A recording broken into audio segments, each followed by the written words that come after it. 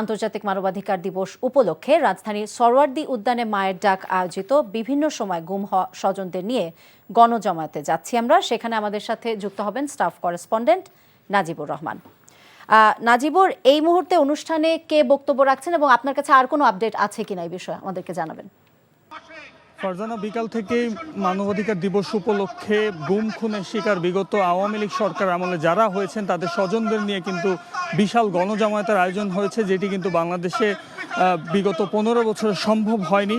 তারা এই সম্মেলনের মাধ্যমে বিগত 15 বছরে তাদের স্বজনদেরকে কিভাবে গুমের শিকার করা হয়েছে এবং তারা কিভাবে নির্যাতনের শিকার হয়েছেন সেই বিষয়টি কিন্তু তুলে ধরেছেন।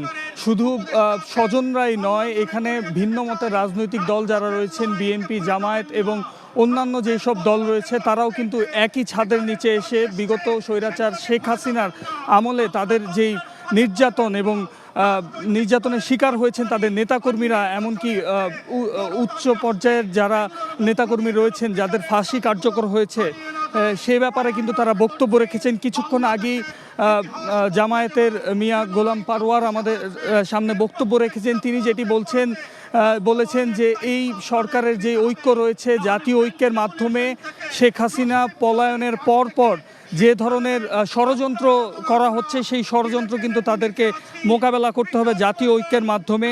সেই সাথে বিএনপির যে সকল নেতা রয়েছেন তারাও দাবি করছেন যে জাতীয় ঐক্যের মাধ্যমে আওয়ামী লীগের সকল ষড়যন্ত্র এবং ভারতের আধিপত্য, মূলত সেই আধিপত্যকে তারা নস্যাৎ করতে চায়।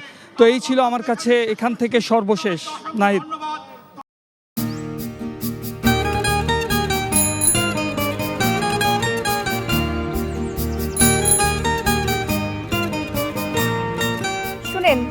পুরুষ মানুষ তো এভাবে ভয় পেলে চলে না, মুখে সাহস রাখতে হয়। যা বলবেন সোজা সাপটা বলবেন।